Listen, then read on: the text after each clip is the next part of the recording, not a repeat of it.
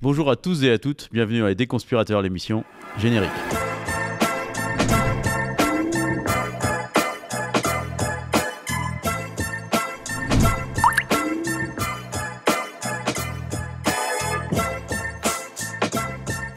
Je suis très heureux de vous recevoir aujourd'hui, Paul Gauguot, dans ce nouvel hors-série des Déconspirateurs. Vous êtes journaliste indépendant, correspondant de Ouest France et de BFM TV et aussi de la Libre Belgique à Moscou. Et on va ensemble se plonger un peu dans ce que c'est que d'être journaliste dans une dictature comme la Russie, de ce que c'est que d'être journaliste sur des terrains de guerre, parce que vous avez aussi été dans le Donbass, vous avez publié un livre qui s'appelle Opération spéciale, 10 ans de guerre entre la Russie et l'Ukraine, vu et vécu depuis le Donbass, donc vous nous raconterez tout ça. Merci d'être avec nous, bonjour à vous Paul Gauguot. Alors, la première question que j'avais envie de vous poser, vous êtes actuellement donc, à Paris, en France, dans un moment d'actualité autour de la Russie, autour du mouvement qu'a fait Donald Trump par rapport à la doctrine américaine sur la guerre en Ukraine. Comment vous regardez ça avec les yeux de vos yeux de correspondant à Moscou? Est-ce que vous avez l'impression que finalement les narratifs s'affrontent aujourd'hui, des narratifs différents s'affrontent aujourd'hui dans le débat français? Oui, alors le plus troublant, parce que la Russie nous rend assez sensibles à ça, c'est de voir le narratif russe en France. Le problème, c'est que ça nous rend vraiment allergiques à ça. Donc, moi, en fait, je dois faire un effort au quotidien quand je suis en France pour pas réagir, pour pas être piqué à chaque fois que j'entends quelque chose qui me plaît pas et qui correspond à ce que j'estime être des éléments de langage du Kremlin. Parce que il faut réussir à garder en tête qu'il y a des gens qui pensent certaines choses. C'est la base du journalisme, mais pour des raisons légitimes finalement, qui ne sont pas forcément bien informés, mais c'est pas non plus à moi d'aller leur dire vous êtes mal informés. Et donc de un peu mettre de côté le fait que tout ça existe, et c'est normal que ça existe parce que tout le monde ne peut pas penser la même chose dans une société, et de moi me concentrer sur les faits que je peux rapporter de Moscou, sur mon expérience de Moscou. Mais il y a une certaine inquiétude, comment dire, quand on vit en Russie, on voit comment en maintenant plus de 20 ans, comment les choses se sont dégradées en Russie, comment la dictature est apparue progressivement. Et parfois, moi, en France, j'ai l'impression de voir des signaux. Alors, je ne fais pas de comparaison, hein. On n'est pas du tout dans... Je préfère le signaler directement parce que des gens ont envie de faire cette conclusion-là, mais on n'est pas dans une dictature en France. Mais des fois, j'ai des petits signaux qui, moi, m'alertent et je suis devenu très sensible à tout ça. Et donc, encore une fois, je dois me modérer, les signaler, essayer de les analyser, de les comprendre. Mais effectivement, c'est quelque chose...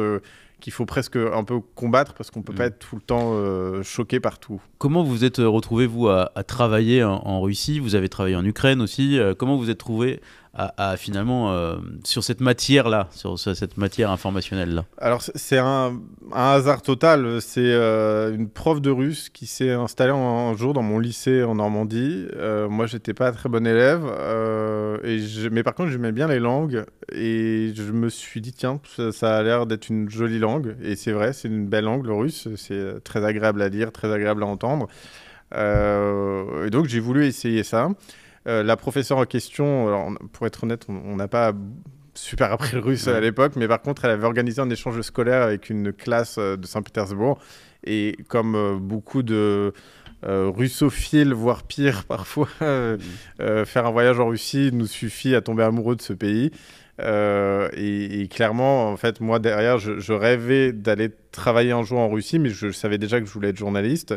Et j'ai découvert à cette occasion la journaliste russe Anna Politkovskaya, qui a ensuite été assassinée directement, indirectement par le Kremlin, pour rester modéré, mais voilà, a priori par le Kremlin. Et cette journaliste, en fait, m'a vraiment fasciné parce que elle avait une vision du journalisme qui consistait en... On doit couvrir une guerre quand un conflit apparaît. Et en Russie, ils ont eu notamment les guerres de Tchétchénie à son époque. Il faut couvrir le conflit du début à la fin. Et même s'il y a un intérêt médiatique qui va diminuer à un moment entre le début et la fin, eh bien, c'est notre responsabilité de journaliste que de continuer à aller écouter les gens et à la limite les écouter encore plus dans le milieu en question. Et elle a écrit des livres incroyables et surtout, elle a réussi à obtenir une confiance de ses lecteurs qui est incroyable. Dans une période où nous, pour le coup, on est remis en question en permanence, on a beaucoup de mal à obtenir la confiance des gens. Il faut s'imaginer quand même que cette femme, elle avait son bureau dans le centre de Moscou et les lecteurs venaient à elle, les gens faisaient la queue comme un livre de doléances presque, jusque dans la rue pour aller lui expliquer voilà, moi c'était surtout des Tchétchènes. L'armée russe a fait ça à mon fils, l'armée russe a fait ça à ma famille. Et en fait, elle avait réussi à faire un travail tellement précis et tellement proche des gens que les gens venaient d'eux-mêmes lui parler parce que, alors ça s'est passé comme ça en Russie parce que le reste du monde médiatique russe était déjà très contrôlé par le pouvoir et elle était indépendante. Et alors, c'est-à-dire que c'était encore possible il y a quelques années pour Anna Politkovskaya de faire ce travail-là, donc c'était il y a déjà une vingtaine d'années. Oui. C'était possible de faire ce travail-là. Vous êtes arrivé là-bas à quelle période à peu près? Alors, moi, j'ai terminé mes études en 2014 et je ne suis pas allé m'installer à Moscou directement parce que voilà, je suis allé en Ukraine parce que 2014, alors la Crimée était annexée quand je suis arrivé, la révolution de Maïdan venait de se terminer et quand je suis arrivé à Kiev, il n'y avait plus grand-chose, c'était la fin de la révolution, mais par contre, il y avait un début de manifestation dans le Donbass, à Donetsk, la capitale du Donbass. Et je me suis dit, j'avais jamais mis les pieds dans le Donbass, je me suis dit, je vais aller voir ce qui se passe là-bas tout simplement. Et donc je suis arrivé sur place, c'était les manifestations, et au bout de quelques jours, un peu plus de 2 semaines, ça a finalement tourné à la guerre pour plein de raisons, et surtout, avant tout, une déstabilisation de la région par la Russie, qui a été faite d'une façon assez, j'allais dire, magistrale, parce qu'en fait, c'est une machine de guerre incroyable. Comment ça s'est passé? Racontez-nous. Vous le racontez dans le livre, mais racontez. Oui, c'est vraiment... Déjà, il y a une désinformation massive. C'est-à-dire que la population était presque mûre déjà à cette situation quand tout est arrivé. Parce qu'en fait, on arrivait après la Crimée, on arrivait après la révolution de Maïdan. Et donc, il y avait déjà un narratif russe qui essayait d'expliquer tout ça. Et qui essayait notamment de délégitimer la révolution. Et de délégitimer. Voilà, d'expliquer, pour dire les choses clairement, que Maïdan, c'était un coup des Américains, et 2, un coup des néo-nazis ukrainiens soutenus par les Américains. Les choses se rejoignaient, narratif qu'on a retrouvé massivement en 2022. Et en fait, moi, je pense avoir baigné dans une propagande, la propagande la plus bête, mais la plus forte aussi à l'époque à Donetsk, parce que c'était de la propagande en temps réel, avec un effet en temps réel sur les gens. C'était incroyable. C'est-à-dire, moi, l'exemple que je cite à chaque fois, c'est que j'étais avec d'autres freelances. On était tous journalistes freelance, on était dans notre auberge de jeunesse dans le centre de Donetsk. On allait en ville tous les jours, rencontrer les gens. Il y avait des barricades, il y avait des séparatistes cagoulés avec des armes qui sortaient d'on ne sait où, par ailleurs. On a appris ensuite que ces armes avaient été envoyées par la Russie. Donc c'est aussi une façon de déstabiliser. Et il y avait cette particularité. Le Donbass, ce sont les grands-mères qui font le Donbass. Parce que les grands-pères, eux, meurent très jeunes dans les mines et les usines métallurgiques, enfin, suite à leur travail dans ces lieux-là. Et donc, il y a beaucoup de grands-mères qui sont généralement nostalgiques de l'URSS parce qu'elles ont vécu la grande période du Donbass au temps soviétique et qui sont très facilement manipulables. Pour l'anecdote, quand les séparatistes ont pris l'administration régionale dans le centre de Donetsk, leur premier réflexe a été d'installer une télévision avec un écran plat devant le bâtiment. Je me rappelle de cette rallonge qui permettait de brancher la télé dehors. Ils avaient mis des bancs et il y avait des grands-mères qui étaient toute la journée devant ces télévisions à regarder les informations russes. Et ce qui se passait, c'est que régulièrement, les médias russes leur disaient, dans telle rue de Donetsk, il y a eu une fusillade aujourd'hui. Ce sont des néo-nazis ukrainiens qui ont débarqué en voiture, ils ont tiré sur plein de gens. Ce qui n'était pas vrai. Et ce qui n'était pas vrai. C'est-à-dire que nous, à force d'entendre ça, et donc les grands-mères venaient nous voir, parce que j'ai une tête d'étranger pour les grands-mères du Donbass, donc elles venaient nous voir, elles me disaient, vous êtes journaliste, vous êtes étranger, pourquoi vous ne parlez pas du fait qu'il y a des fusillades, que les Ukrainiens, les nazis ukrainiens viennent tuer les civils à Donetsk? Et on a fini par aller voir. C'est-à-dire que les grands-mères nous disaient ça et on allait voir sur Internet, on voyait qui avait diffusé l'info, donc des médias russes, et on allait sur place. On prenait le taxi et avec les autres, on allait sur place et à chaque fois, les gens nous disaient « mais il ne s'est rien passé, il n'y a évidemment pas eu de fusillade ». Et c'est allé avec de la désinfo qui expliquait, voilà, les nazis arrivent en bus, ils vont tuer tous vos enfants. Les nazis sont arrivés en ville, ils viennent de mettre un poison dans l'eau de la ville pour faire un génocide, qui a été ensuite le terme génocide utilisé par le Kremlin pour justifier beaucoup de choses dans le Donbass.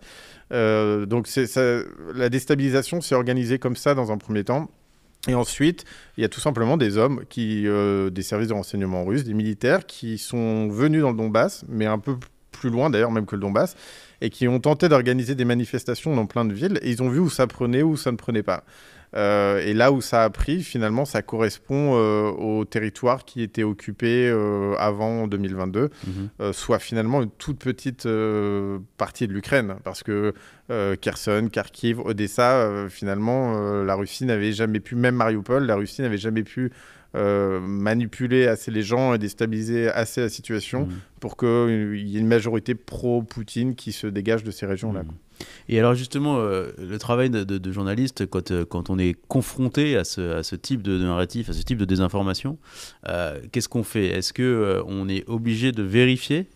Ou est-ce que finalement, à un moment donné, on se dit c'est encore du narratif russe et donc pas besoin de le vérifier? À quel moment on se dit que c'est plus la peine? Non, c'est très dur parce que on est dépassé. En plus, dans une période 2014, et je l'ai un peu vécu de la même façon en 2022 d'ailleurs, quand moi, jeune journaliste en 2014, je commence tout juste le terrain et je me retrouve dans une guerre que j'avais pas anticipée et que j'avais pas prévue. Et en fait, une guerre, c'est 1000 fois plus gros que nous. Et les fake news sont toute la journée. Sortent de tous les côtés et nous on n'est personne en fait mais c'est quelque chose qu'on retrouve de toute façon de manière générale même en France aujourd'hui. On regarde les gens qui font du debunking mais qui travaillent à la lutte contre les fake news sont beaucoup moins lus que les personnes qui vont diffuser les fake news. On en sait quelque chose de la conspiration. Et voilà, exactement. Et en fait, c'est cette sensation aussi que j'ai eue en 2014, en 2022, c'est qu'on n'est rien du tout face à tout ça. Alors, de temps en temps, finalement, on allait essayer de vérifier une info, mais on ne pouvait pas passer notre journée à courir de tous les côtés, à essayer de vérifier les infos, parce que à l'origine, mon métier consiste plutôt à aller parler avec les gens pour essayer de raconter ce qui se passe, comment eux vivent les choses, donner la parole aux gens qui se retrouvent au milieu de cette guerre, et pas forcément courir à droite à gauche sur toutes les désinformations qui sont lancées. Après, ce qui est super, c'est... Et moi, après, comme correspondant en Russie, j'ai trouvé ça vraiment super, c'est qu'il y ait des gens à Paris qui travaillent sur tout ça, qui ont les connaissances et les moyens, notamment en utilisant Internet et toutes les ressources qu'on peut trouver sur Internet, voilà, comme ça, pour vérifier des choses, faire un travail qui prend beaucoup de temps et que moi, je serais déjà incapable parce que je n'ai pas forcément cette capacité de travailler de cette façon-là, mais aussi un manque de temps. À Moscou, je serais incapable de vérifier toutes les fake news que la Russie peut publier et produire au quotidien. C'est super d'avoir un soutien aussi à l'étranger. Il y a une expression que vous utilisez dans le livre, je crois que c'est les idiots utiles étrangers qui sont au service de la propagande et de la propagande russe, notamment dans le Donbass à cette époque-là, parce que le livre concerne ce moment-là. Est-ce que vous diriez qu'il y en a toujours, en fait, des idiots utiles au service de la propagande russe, à la fois au sein du conflit en Ukraine, à la fois en Russie, à Moscou directement, où vous travaillez, ou même aujourd'hui en France, sur nos médias et sur nos ondes. Il y en a de plus en plus même.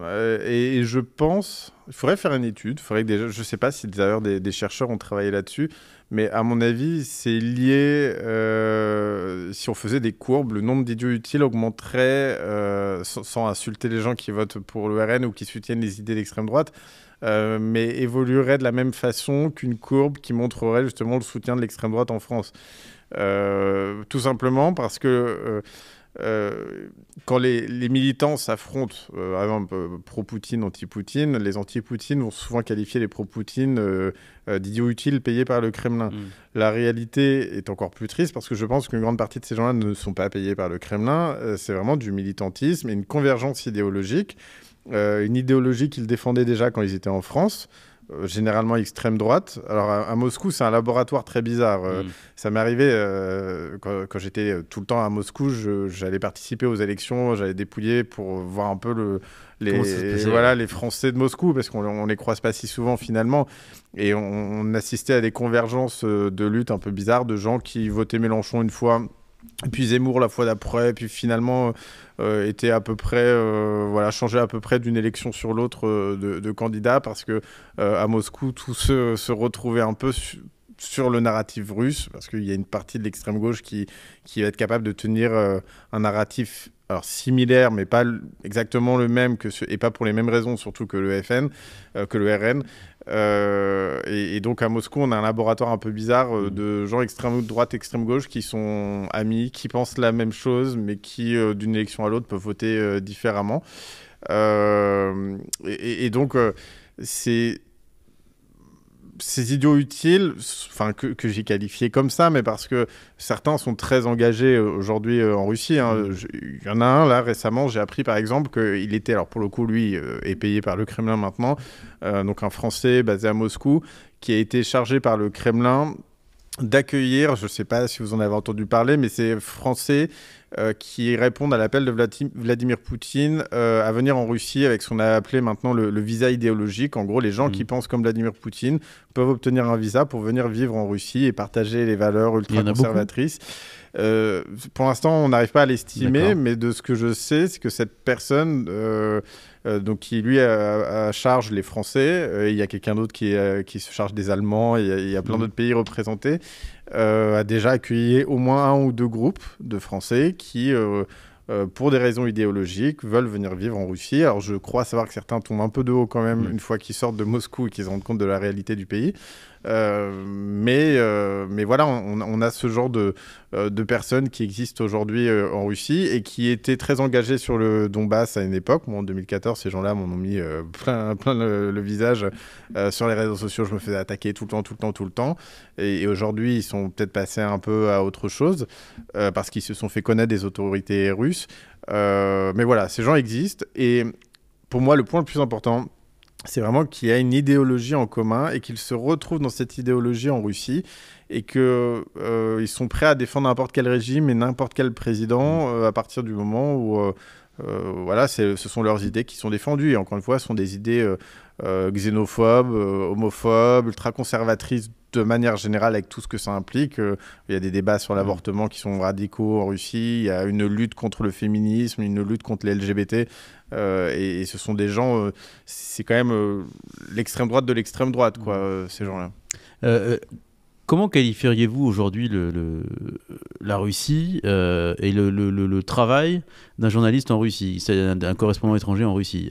Est-ce qu'il y a eu un moment de bascule après 2022 et l'entrée en guerre, l'invasion de l'Ukraine par la Russie, ou est-ce que ça a toujours été des conditions très compliquées, très dures? Est-ce qu'il y a beaucoup de contrôle des journalistes? Comment vous qualifieriez cette ambiance de travail pour les journalistes en Russie? C'est une bonne question parce que nous, on s'est sérieusement tous posé la question en 2022 avec les autres correspondants français à Moscou. On était une quinzaine. Vous êtes un des derniers aujourd'hui, non? Alors, on n'est plus que 2 freelances et j'ai pas compté, il faudrait que je compte, mais on vient malheureusement de perdre récemment le correspondant du Monde qui, lui, s'est fait expulser de Russie et il reste en gros RFI, France Télé, Radio France, TF1. Et Le Figaro. Donc c'est pas énorme pour couvrir un pays comme la Russie dans le contexte actuel. Et donc on s'est beaucoup posé la question parce qu'effectivement, et c'est ce qui est assez émotionnellement dur à vivre d'ailleurs pour nous journalistes. Moi, ça va faire 7 ans, je crois, que je suis accrédité en Russie. Et la situation n'a fait que de se dégrader. C'est toujours pire. En fait, tout ce qui nous arrive, tout ce qu'on couvre est toujours pire à chaque fois et on croit toujours qu'on a atteint le maximum et puis non, c'est pire. Jusqu'au moment où on est arrivé en 2020 à la réécriture de la Constitution et le fait que Vladimir Poutine, en gros, se donnait le droit de ne plus quitter le pouvoir. Puis l'assassinat de Navalny en 2022. Puis la guerre en Ukraine. Puis l'attentat de la salle de concert en mars 2024. On a la réélection de Vladimir Poutine en même temps. Et en fait, tout est toujours pire, toujours plus dur à couvrir. Alors, il s'est passé pour autant un phénomène. Alors, on s'est posé, oui, la question de savoir, même si ça valait le coup de rester là-bas, en fait, comme correspondant, parce qu'on n'a plus de sources primaires, les gens ne nous parlent plus, les autorités russes ne nous adressent presque plus la parole, et puis quand elles le font, ce ne sont pas des discours qui nous font vraiment avancer, quoi. C'est de la propagande pure et dure. On a de moins en moins accès aux gens, dans le sens où les gens ont peur, ou bien ils ont peur, ou bien ils sont agressifs, ça c'est plus rare. Et le meilleur cas pour moi maintenant, c'est quand quelqu'un va être anti-français et va se dire « Ah, un Français qui met les pieds pour la première fois en Russie, je vais lui expliquer ce qu'il n'a pas compris. » Et donc généralement, la personne va me dérouler sa propagande pendant, mais parfois, quand c'est dans des trains de nuit, c'est plusieurs heures. Hein. Et c'est passionnant pour moi parce qu'en fait, ils sont persuadés que c'est la première fois que j'entends ça. Alors que je connais ce discours, que je sais d'où il vient parce que je connais les mots qui sont utilisés. Moi aussi, je regarde la télévision russe en fait et je sais très bien où ils ont entendu tout ça, ces gens-là. Mais ça, pour le coup, c'est pour moi important comme journaliste parce que ça, je peux le raconter dans mes reportages. J'ai pris le train de nuit, les gens m'ont raconté ça pendant 3-4 heures. Telle chose, c'est complètement faux, mais je sais pourquoi cette personne me dit ça, parce qu'elle a entendu ça à la télévision russe, et en même temps, elle fait preuve d'une sincérité totale, elle est choquée par la guerre, elle aimerait bien que tout s'arrête, elle est choquée de voir que les gens du Donbass meurent, donc il y a quand même tout ça à raconter. Je suis convaincu que quoi qu'il arrive, même dans la pire dictature, ça vaut le coup d'être sur place, parce que je vis là-bas, donc je vais au supermarché, je vais au restaurant, je parle aux gens, je vais dans des bars, donc rien que ça, finalement, ça nous donne une idée de la façon dont les choses se passent. Et par rapport à ce travail de journaliste, est-ce que vous diriez que vous êtes scruté, contrôlé, est-ce que vous avez des éléments qui démontrent que finalement le Kremlin, le pouvoir russe, observe et scrute ce que font les correspondants étrangers en Russie. Puisqu'il y a eu aussi, je crois que c'est en 2023, l'expulsion du correspondant, l'arrestation pour espionnage du correspondant du Wall Street Journal. Voilà, donc il y a quand même des éléments qui laissent penser que le Kremlin contrôle l'activité des correspondants sur place. Totalement. Chose toute bête, si j'achète un billet d'avion ou un billet de train en Russie, ce qui arrive parce que le pays est grand, on sait que ça sonne directement au FSB. Ils savent que mon nom, numéro de passeport, je vais arriver à telle heure, à tel endroit.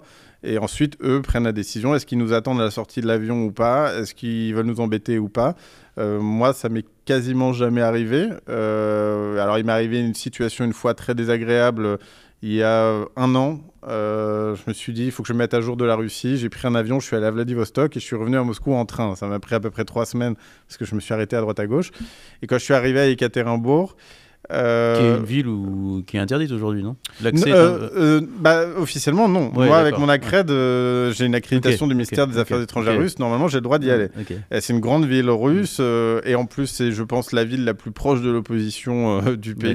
Donc, voilà. Et donc, j'arrive là-bas et au bout de 2 heures, alors déjà, j'arrive dans ma chambre d'hôtel, j'ouvre la fenêtre, je me rends compte qu'elle donne sur une base militaire. Je me dis merde, là, j'étais déjà pas bien parce qu'on peut être accusé d'espionnage vraiment pour rien aujourd'hui en Russie.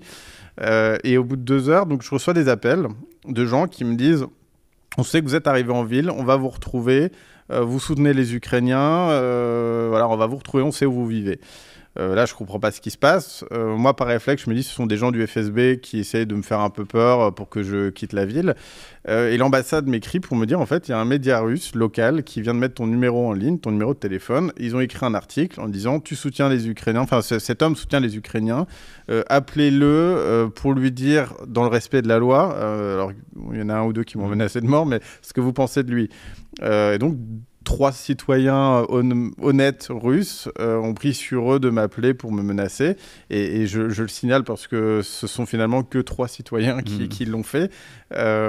Mais ça a été très désagréable parce que là, vous vous sentez en danger physique. Et alors, on a un contact, nous, un monsieur qui est lié au FSB, qui gère les Français. Donc, je l'ai appelé directement. Je lui ai dit, vraiment, dites-moi, est-ce que je suis en danger ou non ? Et lui, à chaque fois, c'est pas la première fois que je fais ce coup-là, il me dit mais non, mais tout va bien, il n'y a aucun problème avec vous, continuez votre reportage sans problème. Sauf que moi, il y a des gens qui m'appellent pour me menacer. Donc j'ai pris un train de nuit, je suis reparti instantanément. On peut pas se permettre. En plus, c'est dans cette ville-là qu'Evan Gershkovich avait été arrêté à côté d'Ekaterinbourg.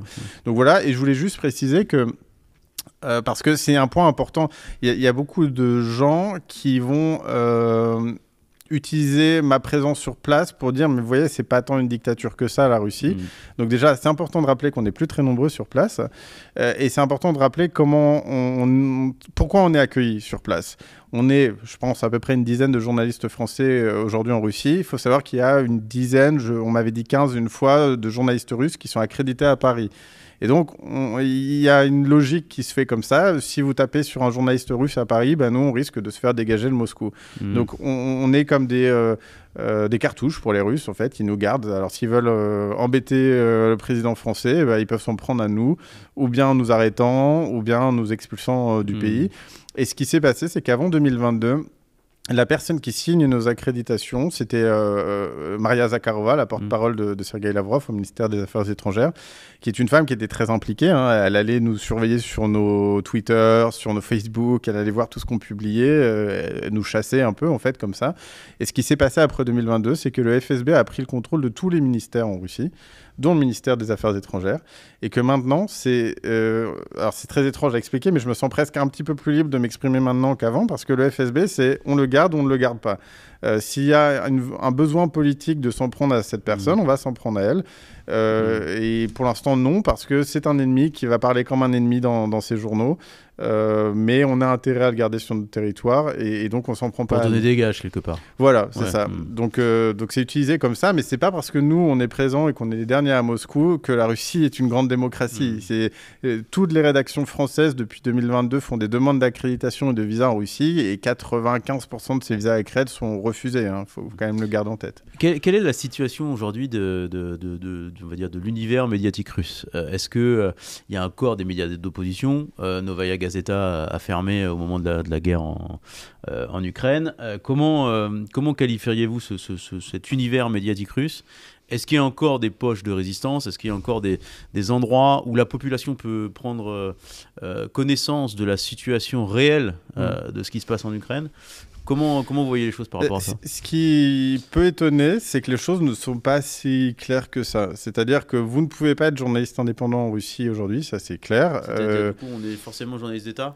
Alors, forcément journaliste d'État, mais moi j'ai commencé par exemple en travaillant pour Ouest France et je remarque que même en faisant un travail de presse d'État, la presse régionale russe, par définition, parce que la presse régionale, c'est proche des gens et donc ça parle des gens, eh bien, des fois, elle fait pas un travail de critique du pouvoir, mais la critique apparaît d'elle-même, en fait. Et il y avait un exemple incroyable, c'est que tout simplement, quand vous êtes une presse régionale et qu'il y a un gamin de tel village qui va mourir en Ukraine, vous faites un article, vous dites Igor, il avait 27 ans, il est mort à tel endroit dans le Donbass, il faisait partie du club de judo de sa ville, tout le monde va lui rendre hommage demain lors de son enterrement. Et en fait, c'est un réflexe de presse locale, ce qui a fait qu'au bout d'un moment, les articles se sont vraiment multipliés sur toute la presse locale russe. C'est des journaux locaux russes du Donbass de Russie. De toute la Russie. D'accord. En gros, parce que en gros, on a envoyé beaucoup de jeunes qui venaient de l'extérieur des grandes villes à la guerre finalement. Et donc la presse locale s'est retrouvée un peu en première ligne pour traiter le retour des corps de ces hommes. Et à tel point où certains médias ont créé des pages mémorielles, je crois qu'ils appelaient ça comme ça, en hommage aux héros, ils appelaient ça aussi comme ça, où en fait ça listait tous les jeunes de la région qui étaient morts dans le Donbass. Et donc là, le Kremlin a commencé à s'en inquiéter parce qu'en fait, il faisait le travail des fact-checkers étrangers qui essayaient de trouver des preuves, de dénombrer le nombre de personnes qui ont pu mourir en Ukraine. Et là, la presse locale faisait le job sans s'en rendre compte. Donc, pour éviter cet effet de masse, le Kremlin a interdit ce genre de liste. Donc, maintenant, elle n'existe plus. Mais la presse couvre encore alors, les enterrements des jeunes qui étaient les plus engagés localement. Donc, on a encore tout ça.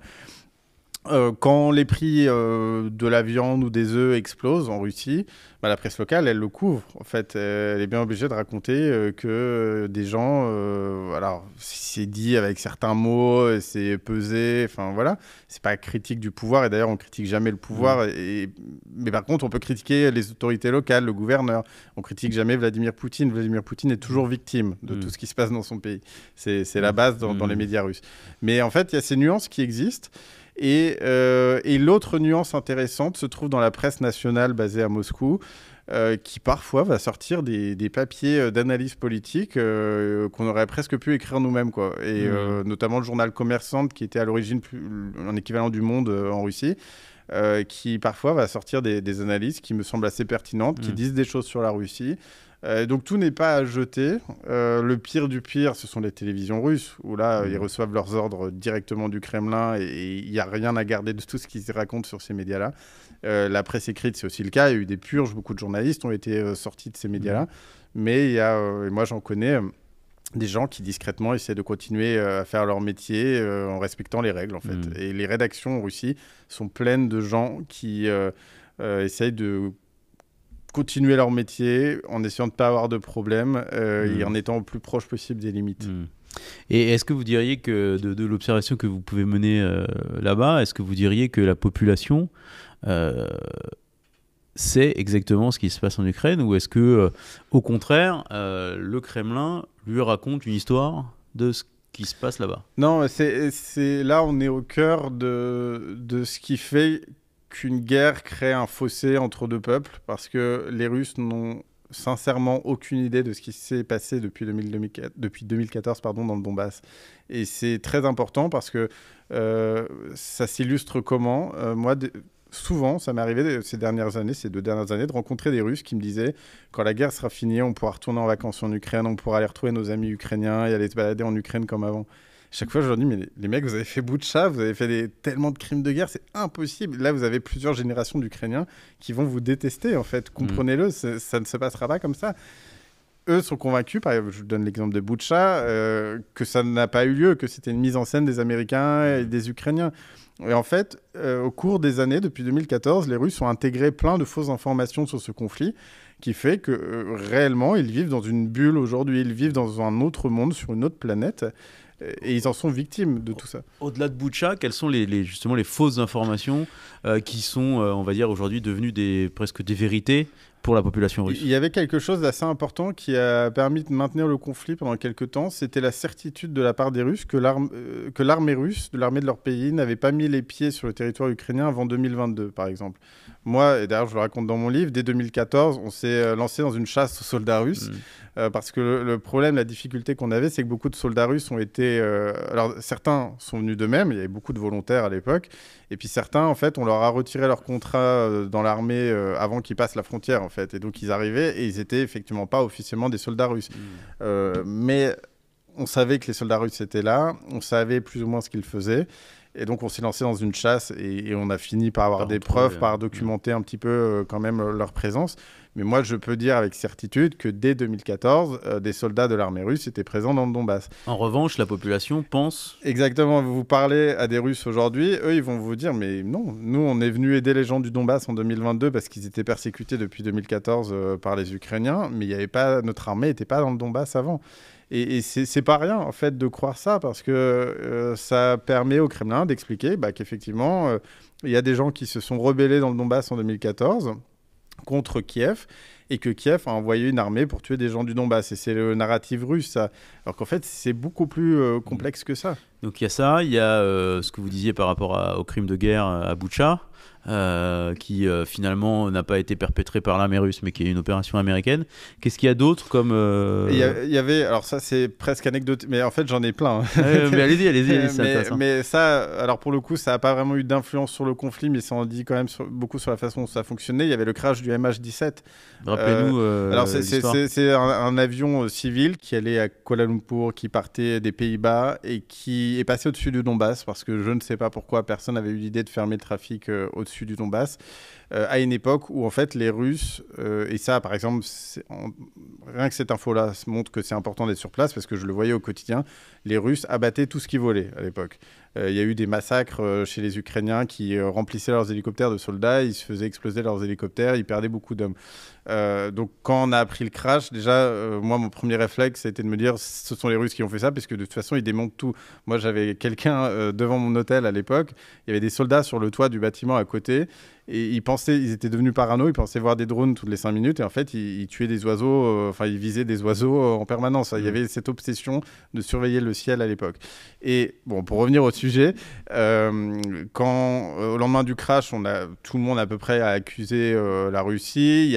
On a eu la chance, le monde a eu la chance qu'un journaliste de Paris Match ait documenté sans s'en rendre compte, notamment la présence de missiles russes dans le coin.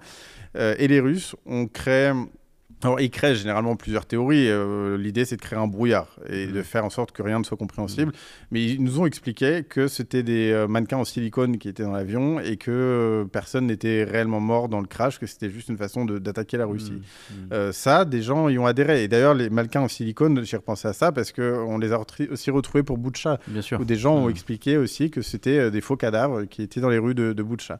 Donc voilà, mais j'ai plein d'exemples. Il y avait Mariupol. Mariupol, c'était quoi par exemple? Il y a eu notamment... les crimes de guerre ont été nombreux de la part de la Russie à Mariupol, mais il y a eu le bombardement du théâtre de Mariupol, il y a eu le bombardement d'une maternité qui a fait l'objet d'une propagande horrible de la part de la Russie. Qui était de dire que c'était les Ukrainiens et que il y a une femme qui était passée dans la presse enceinte, qui avait été... pour être honnête, je ne sais plus si elle avait été tuée ou blessée, mais qu'en gros... Non, elle avait été blessée puisque justement elle avait été témoignée. Et en gros, la presse russe expliquait que c'était une comédienne.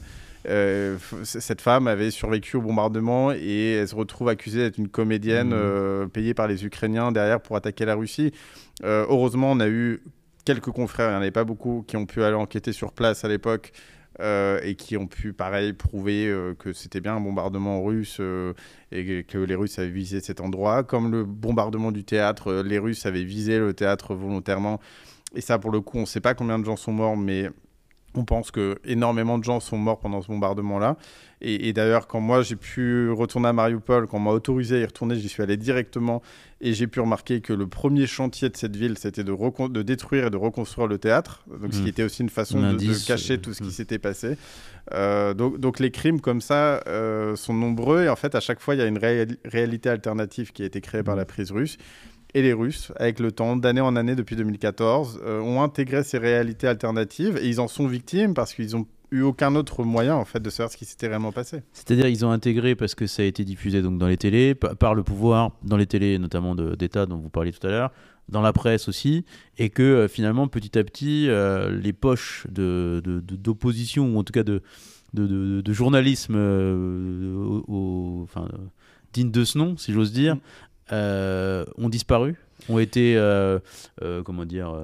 emprisonnés, ont été pourchassés, ont été ennuyés. Il faut vraiment se rendre compte que quand vous vivez dans cette situation de guerre, alors même si la grande majorité des Russes est loin de la guerre physiquement, il y a un état de guerre qui apparaît dans les médias depuis 2014. Et quand vous vivez dans cette situation, vous avez besoin de trouver du sens, vous avez besoin de comprendre ce qui se passe. Et là, ça a été très clair pour moi en 2022. Vladimir Poutine annonce son offensive sur l'Ukraine et la réaction des Russes, c'était panique totale. C'était mais qu'est-ce que c'est que cette histoire? Pourquoi on attaque l'Ukraine? Ça n'a aucun sens. Qu'est-ce qui va nous arriver? Le monde entier va nous tomber dessus. Ça ne peut pas arriver.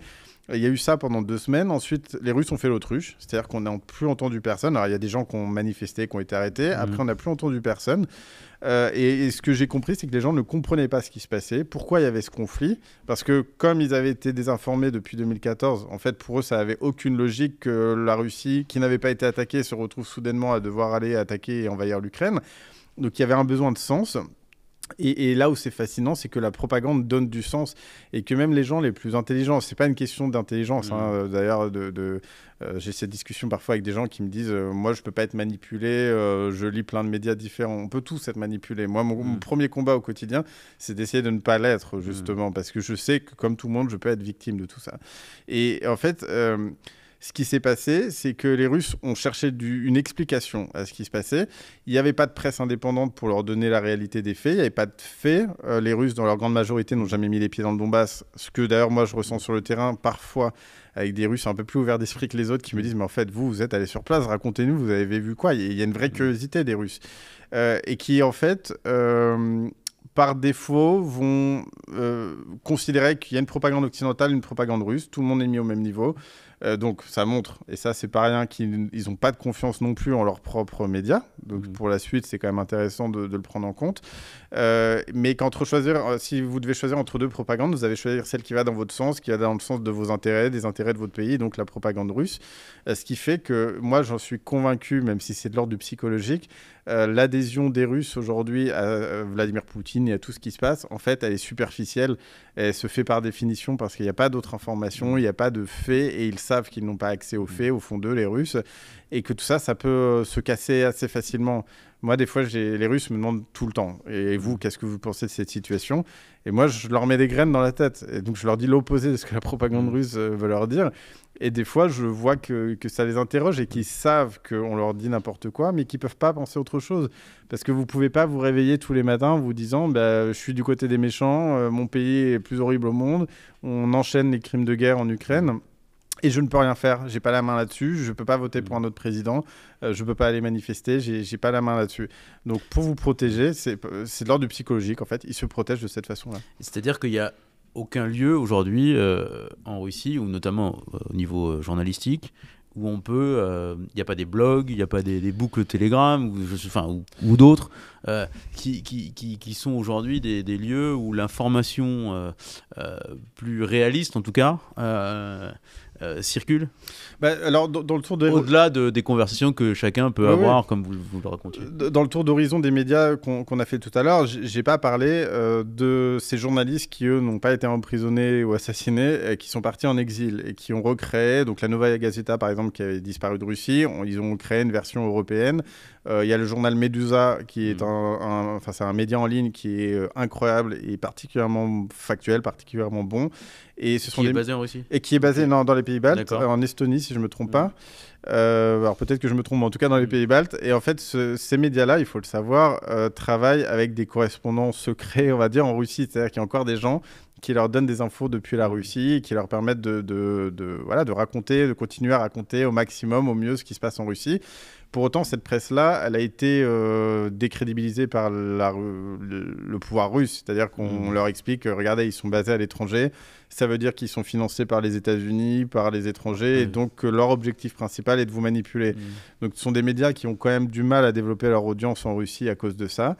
Mais ils ont le mérite d'exister et de continuer le boulot. Et ensuite, autre phénomène intéressant, c'est effectivement Telegram, qui est apparu dans la guerre en 2022. Enfin, ça existait avant, mais en 2022, ça a pris un pouvoir. Voilà. Ouais, bien sûr. Et ça a poussé, parce que sur Telegram, vous trouvez tout, la propagande russe, la propagande ukrainienne, tout le monde, en fait, est sur Telegram. Et ça a poussé les télévisions russes à s'adapter. C'est-à-dire qu'on ne peut plus cacher les crimes de guerre, on ne peut plus cacher les horreurs de la guerre, parce que les images, le moindre bombardement va apparaître sur Telegram. Donc les Russes qui utilisent en masse Telegram, beaucoup plus que nous, vont voir les images. Et donc ce qui s'est passé, c'est que la télévision russe s'est adaptée en choisissant de diffuser elle aussi les images. Et là, pour le coup, on arrive à la post-vérité, juste en renversant la responsabilité. Donc généralement, vous avez ces émissions de télé qu'on voit parfois en France, avec des grands écrans, et derrière, vous avez les images du crime de guerre. Ils mettent un gros tampon rouge fake, ils l'écrivent en anglais d'ailleurs dessus. Et eux donnent une théorie alternative, mais qui est l'opposé exact de la réalité. Des faits. Okay. Et par rapport à ça, comment on travaille au quotidien? C'est-à-dire que si j'ai bien compris, l'accréditation, votre accréditation était d'1 an au départ. Oui. Et elle est passée à 3 mois. De 3 mois, oui, en 2022. Est-ce que c'est une façon de vous mettre un peu sous pression, voilà, et comment vous travaillez, vous parce que si vous me disiez tout à l'heure, on peut aller dans le pays, mais parfois on peut être accusé d'espionnage. Donc il faut faire attention où on va. Les sources primaires n'existent plus. Il y a la post-vérité qui se met en place. Donc finalement, au quotidien, au-delà d'observations qu'on peut faire du terrain, comment un journaliste travaille en Russie aujourd'hui ? C'est une vraie question, le visa, parce que les gens ne s'imaginent pas l'ampleur de la bureaucratie. Parce que le visa, c'est le document qu'on a à la fin, mais il y a tout un processus à faire avant qui peut être très compliqué. Et moi, par exemple, ma difficulté principale en Russie aujourd'hui, c'est même pas la pression, la surveillance ou je ne sais quoi, c'est le fait que j'ai l'impression de passer ma vie à gérer la paperasse, en fait. Parce que moi, je suis freelance, donc je la gère moi-même. Mes confrères qui ont des bureaux, c'est vrai qu'eux, ils ont des assistants, assistantes qui gèrent les choses pour eux. Donc eux, déjà, ça leur libère énormément de temps. Mais moi, je dois gérer tout ça. Donc c'est déjà une partie importante de ma vie. Le fait qu'il dure 3 mois, c'est aussi une façon de pouvoir nous expulser discrètement si besoin. Il y a 2 façons de nous expulser. Officiellement, en faisant un scandale entre la France et la Russie, ce qui s'est un peu plus ou moins passé avec notre confrère du Monde. Ou alors, et ça c'est arrivé plus souvent et personne n'en a jamais entendu parler, juste des collègues à qui on n'a pas renouvelé l'accréditation et le visa. Et en fait, par définition, ils sont rentrés en France, ils ne pouvaient plus travailler en Russie. Donc ça, c'est une menace qu'on garde en tête. Tout peut s'arrêter pour nous tous les 3 mois. Moi, ça fait 7 ans que je suis en Russie. Le confrère du Monde, il me semble que ça faisait plus d'une dizaine d'années, voire 15 ans qu'il était en Russie. Sa correspondance en Russie s'est arrêtée du jour au lendemain à cause de cette histoire d'accréditation. Donc, il y a tout ça. Et au quotidien... oui, c'est très bizarre quand vous êtes journaliste, mais moi, je pars souvent en reportage avec 0 contact. C'est-à-dire qu'avant, nos dernières accroches, c'était de trouver le nom et de contacter l'opposant du coin. Et ils n'existent plus, ces opposants-là. Est-ce qu'ils n'existent plus parce qu'ils ont été emprisonnés? Est-ce qu'ils n'existent plus parce qu'ils sont partis à l'étranger, en exil? Moi, mon carnet d'adresses est quasiment tombé à 0 au lendemain du début de la guerre en 2022. C'est-à-dire que tout le monde est parti vivre à l'étranger, où certains sont restés mais ont tout arrêté et se font très discrets. Il y a plein de gens que j'ai connus à l'époque, je n'ai aucune idée d'où ils vivent aujourd'hui parce qu'ils sont partis à l'étranger certainement et ils se font discrets. Parce qu'une fois que vous êtes à l'étranger, vous pouvez toujours pas vous affirmer contre la guerre ou contre Poutine parce que vous voulez pouvoir revenir de temps en temps voir votre famille au pays discrètement. Donc en fait, ces gens se font très discrets, donc c'est très dur. Et moi, je débarque souvent en région, je ne connais personne. Et je ne vous dis pas le nombre de fois où je suis sorti du train, je me dis, à qui je vais parler en fait On arrive toujours dans une nouvelle ville en Russie, parce que c'est un pays vraiment gigantesque. Sûr. Et on arrive dans la ville qu'on ne connaît pas, et on dit à qui je vais parler, comment je vais faire mon reportage. Donc c'est la vraie difficulté de réussir à débloquer des situations rapidement, à réussir à parler à des gens rapidement, avec effectivement cette pression où on ne sait jamais si la police du coin n'a pas une provocation en tête envers nous, n'a pas reçu l'ordre même de nous arrêter, de nous embêter. Donc il y a ce stress qu'on a beaucoup et moi ça me limite beaucoup, je fais très attention. Il faut comprendre qu'en Russie il y a des bases militaires à tous les coins de rue. Je regarde sur Google Maps ou sur l'équivalent russe Yandex où sont ces bases militaires, pas pour faire de l'espionnage, mais parce que je ne veux pas m'approcher de ces bases militaires. Parce que le fait de s'approcher peut vous mettre en danger d'une accusation d'espionnage. Si le hasard fait que je tombe sur un policier devant une base militaire en marchant dans la base militaire et qui me contrôle, là c'est fini, c'est un engrenage. Vous avez arrêté un représentant d'un pays ennemi en plus, il faut du courage pour le libérer derrière. Et donc l'engrenage va continuer, ça va monter jusqu'à Moscou. Et pour qu'il y ait un fonctionnaire qui soit capable de libérer un représentant de l'ennemi, c'est pas si évident que ça. Donc on peut aussi se retrouver juste dans un piège bête comme ça sans s'en rendre compte. Donc je fais très attention. Quels sont les enseignements que vous tirez de 10 années de guerre, parce que vous parlez de 10 années de guerre entre 2014, guerre dans le Donbass, et aujourd'hui, fin 2024, au moment de l'apparition de votre livre, en 2024. Quels sont les enseignements que vous tirez sur la couverture journalistique? Est-ce qu'il y a des choses qui vous ont surprise? Est-ce qu'il y a des choses qui vous ont étonné? Et est-ce que finalement, vous avez vu une plus grande pression de la propagande que ce à quoi vous vous attendiez? Je ne pense pas qu'il puisse y avoir de conflits couverts parfaitement. Et donc forcément, il y a plein de choses qui m'agacent. Moi, ce qui m'étonne le plus, c'est qu'il y ait un élément de langage, une rhétorique russe qui a vraiment infusé, mais partout dans nos rédacs, que personne ne remet jamais en cause. Si vous regardez, vous faites attention à la télé, quand on parle du conflit en Ukraine, c'est... y a les russophones dans le Donbass et puis il y a ceux qui parlent ukrainien ailleurs. Je veux dire, ce conflit n'a aucun lien avec la langue, en fait. À la limite... Là, vous parlez des médias français. Hein. Des médias français, oui, des médias français. Pour moi, la guerre en Ukraine, c'est avant tout une question de gens qui vivaient dans une région qui était financièrement, économiquement très liée à la Russie et qu'on a laissé baigner dans une nostalgie de l'URSS et qui se sont fait un peu avoir par la Russie, qui se présentait comme une sorte du RSS des années 2020. 2.0. 2.0, voilà. Mais il n'y a pas de question de langue dans le Donbass. Il y a plein de gens qui parlent ukrainien. Alors, il y a certainement plus de gens qui parlent russe que dans l'ouest de l'Ukraine, hein, ça c'est sûr. Mais moi, je ne parlais pas ukrainien. D'ailleurs, je ne parle toujours pas ukrainien. Moi, quand j'ai travaillé en Ukraine pendant à peu près 3 ans, j'ai toujours parlé russe avec tout le monde, que ce soit à Lviv, à l'ouest, ou à Kiev, ou à Donetsk, même si j'ai passé plus de temps dans le Donbass.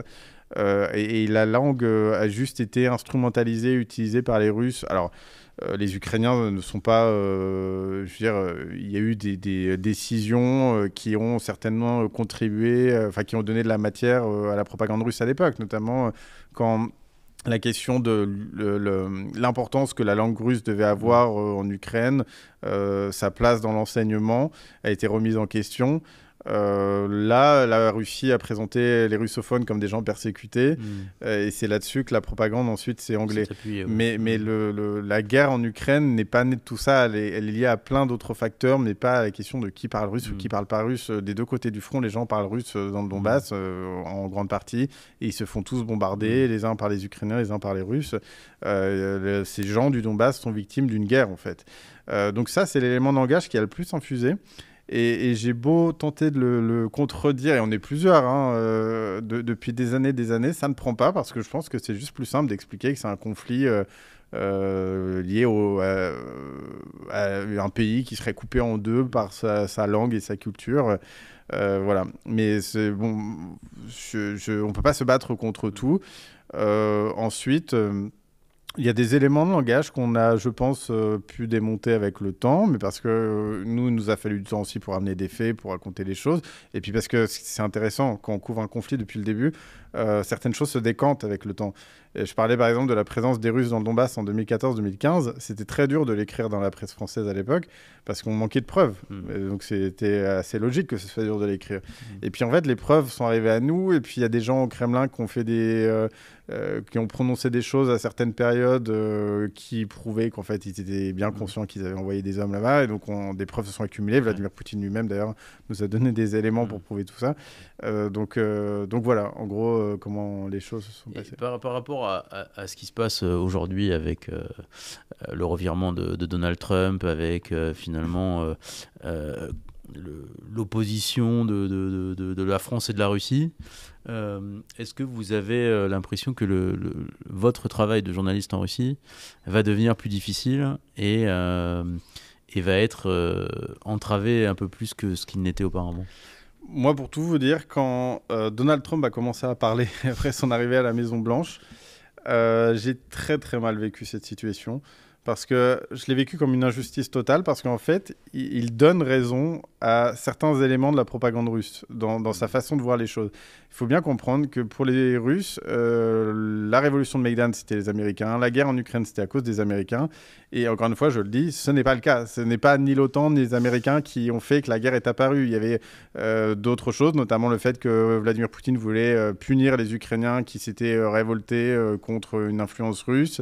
Vladimir Poutine voulait aussi pouvoir utiliser l'Ukraine contre les Occidentaux. Il voulait aussi exacerber la fierté nationale et le patriotisme dans son pays, et ça a bien fonctionné, notamment avec l'annexion de la Crimée. Il y a des données qui montrent que tout ça, ça fonctionne pour lui, pour lutter contre l'usure du pouvoir en Russie, l'usure du pouvoir qui, par ailleurs, contrairement à ce qu'on croit, est réelle en Russie. Donc les raisons du conflit, elles sont là. Et Donald Trump, il arrive et il dit, le conflit, c'est moi et les Russes. Et puis, si on peut, on va essayer de passer sur le dos des Ukrainiens. Mais en gros, ça va se régler entre nous. Donc déjà, ça donne totalement raison à la propagande russe quand on lui présente des choses comme ça. Derrière, il débarque avec son idée hallucinante des terres rares qu'il veut exploiter les Russes. Mais le nombre de fakes qui avaient pu être sortis ces dernières années sur la famille Biden et sur plein de gens autour de l'administration présidentielle américaine qui en fait n'étaient intéressés que par les terres rares ukrainiennes. Et c'était faux, il n'y avait pas de projet qui avait été lancé dans ces régions-là. Et là, Donald Trump, il met les pieds dans le plat, il arrive et il nous sort cette idée.